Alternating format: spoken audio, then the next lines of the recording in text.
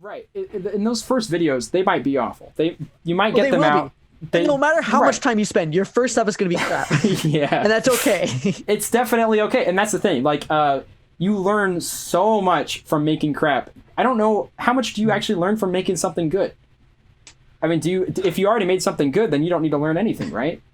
So it's like, I feel like the creative process is just making a bunch of crap that might be slightly better than the crap before, but you're learning every single time you make it so that you can eventually get closer to that perfect or ideal like creation or whatnot.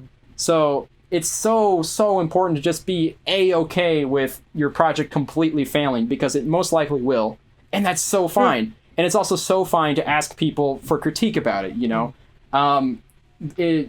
Even just asking anybody, asking your friends, asking your family, ask anybody who's around you, just be like, hey, would you like, I'm really looking for feedback, you know.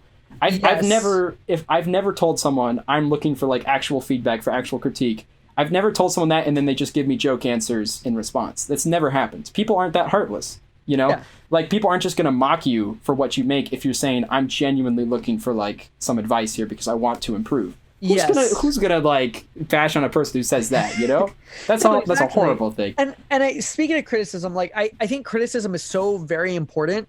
But it's also important to do it right? Because there's some times where it's like I'm sending, like, maybe I have this script and I'm not sure on the core concept. So I send it to someone and they send it back and they like corrected all the grammar. And it's like, okay, that's very nice, but I'm not looking for that right now. Right. That's so not, it's like, but the best thing I can give is, if you're looking for critique, is, you know, first off, seek critique. But secondly, like, be very straightforward of the kinds of stuff that you're looking for. Like, there's sometimes where it's like, I want you to look at the relationship between these two characters. I want you to look at this video editing. Like, is this layout compelling to you?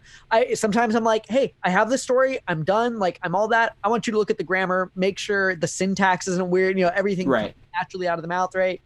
And then there's also been times where I've sent stuff to people and I'm like, look, I'm not looking for any critique, okay? I just poured my heart and soul into it. Like, I'm too close to it. It's out there in the world. I just need to like, get it out. I think you'll appreciate it, you know, give it a listen, but I just want your praise right now. And don't, like, if you want to critique it, we'll come back to that in a couple weeks, kind of thing. And that's okay too. That's totally okay. Like, be very clear of kind of what you want and what you need for the project. And that's going to benefit you a lot more and help you move through those stages. Yeah. And that's some good advice just as a listener too. You know, if you hear someone else's project or watch someone else's project, it doesn't necessarily mean that they're looking for critique 100% of the time. A human can only take so much critique. You know what I mean? Like, sometimes you really need to understand the signals in what people are actually looking for or whatnot. The best forms of being supportive is being able to mix both praise with critique, because obviously there's always something to praise about somebody's project. And if you capitalize on that in addition with the critique, it's usually a good way to really help somebody grow. I know, like, some of my favorite responses to anything I've ever made is people saying like, wow, I could tell like how dedicated you are to this. This is crazy awesome. Your work is definitely noticeable here and it's appreciated. I think you can push it a little bit further by like trying out this or focusing a little bit less on this. And whenever you say this, overall great job or something, like, just like those kind of messages. You know, they say the compliment sandwich, right? Where you like put a compliment, critique, and then the compliment. It's actually a real like important thing because, well, and that's in general in life, you want to critique. You know, critique isn't just negative. It's not the word being critical. That doesn't mean just specifically look at the negatives of an object. Right. It means looking at it with deeper insight. And, you know, if you look at something with deeper insight, you are going to find the positives of it. So critique has to kind of include a mixture of that. Both things to help improve, and then also just appreciation. Appreciation is a big part of critique. It's a vital part. It's a vital part of critique. And so basically, look for critique, but just make it very clear what you're looking for. If someone says your camera's bad, it's like, well, yeah, dude, freaking, I can't afford a nice camera. So, and that's similar to like the grammar thing you were saying. You know, if they're just like focusing on like the structure, it's like, that's not what I'm really looking for. I'm looking for kind of like content changes. And there's kind of two prongs, right? Because it helps a lot if you let them know this is the kind of thing that I'm looking for. But people are going to give you stuff that you're not looking for, or stuff that you've already thought about, right? Like maybe you've labored over this one scene and you've tried different things, but you know that this is kind of the right way. And if somebody's like, that scene doesn't work, it is up to you, right? So the way you take criticism, here's a quick lesson. I actually had a teacher teach me this. Go for it. Wonderful. But here's how you take criticism. You sit there, you listen, you don't defend it, right? You don't go, well, no, I did that because of this, or no, I chose that because I spent all day working on that design for this character that doesn't fit in the story, right? It's like you just listen. Yeah. And then you decide whether or not you need to accept that, right? Right. Like if they give you criticism, you say, you know what, you're right. This character doesn't need to be there. We're going to axe them, or the scene's too long, whatever. Then you can make that change. But there's also going to be plenty of times where you're like, I understand what you're saying, but that's not right for this piece. I'm the person creating it. I'm going to go about this route. And then you thank them because they took the time to read you, absolutely. give you feedback.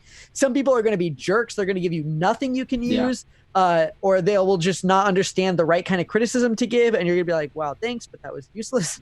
But you still always thank them. You don't tell that to their face. You just absorb all of it. And then you get to filter that kind of stuff out later and decide whether or not it's something you want to use. And I mean, if someone's giving you like not useful information, like if they are critiquing things like, I don't know, your hair looks kind of weird in that video. I think my hair looks kind of weird in this video, right? If you were to just like tell me, Talon, like, Pat, your hair looks really messed up in this video, I'd be like, okay, gotcha. I'll take note of that. Also, what did you think about what I was saying? You know what I mean? Like, it's okay to ask them to go a little bit deeper into other areas. And that's just, again, goes back to being clear about what you want critique about. But yeah, it's not your job to convince the critiquee, or would that be the critiquer? The critiquer. It's not your job to convince the critiquer. The critic. Thank you, Talon. Thank you. Teaching me basic English.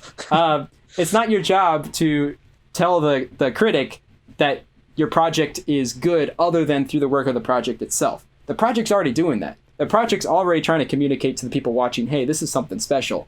And you don't need to further try to push that point. If the project didn't do it, the project didn't do it. And it might just be that it's not special to him, but it's special to other people. You know, you don't have to listen to every bit of critique. But by all means, you do not have to defend yourself. You don't have to defend your work. Your work is out there. You're putting it out there. People are going to see it. They're going to talk about it. And you just absorb it and then help that make your decisions in the future.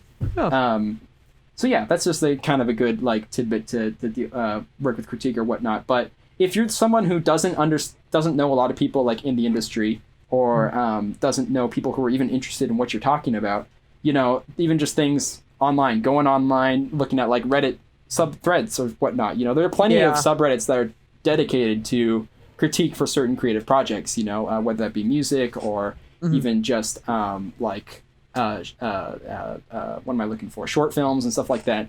Or Discord groups, you know, talking in a private Discord group. If you hang out with someone, like hang out with people in Discord group all the time, feel free to just be like, hey, like I'm looking for specific feedback on this. Find other people who are interested in what you're interested in and ask them what they think. But it's also important to ask people who aren't in the industry as well. But, Hey there. You just watched a clip from my creative podcast. If you'd like to check out the full episode, you can support me over on Patreon. And if not, you can subscribe to check out more clips coming here soon.